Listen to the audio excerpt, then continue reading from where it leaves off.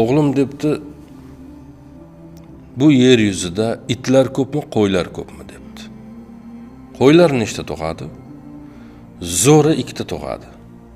Egiz tug'sa 4 ta tug'ishi mumkin, lekin bu 100da 1 uchrar, balki uchramas. Yilda 1 ta tug'adi. Yaxshi qo'y 2 ta tug'adi. Endi sizga savol o'g'lim. Bu yer yuzida qo'ylar ko'pmi, itlar ko'pmi? O'g'il aytibdi, albatta qo'ylar ko'p. Bu voqea qanday sodir bo'ldi o'g'lim? Ya'ni itlar bir yilda 5-6 ta tug'sa va ularni hech kim iste'mol qilmasa, tanovul qilmasa, tamoman buni aksi o'laroq qo'ylar yilda bor yo'g'i 1 ta tug'sa-yu, butun insoniyat ularni tanovul qilsa, qanday qilib yer yuzida qo'ylar itlardan ko'p bo'lishi mumkin?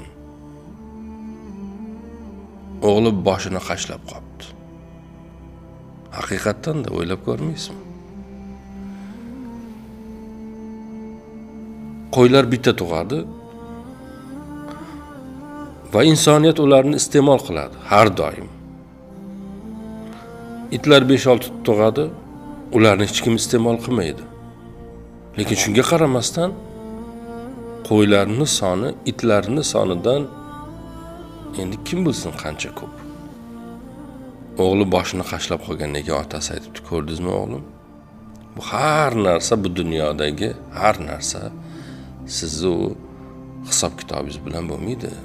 Bu qo'shish ayirishingiz bilan bo'lmaydi. Ko'paytirish bo'lishlaringiz bilan bo'lmaydi.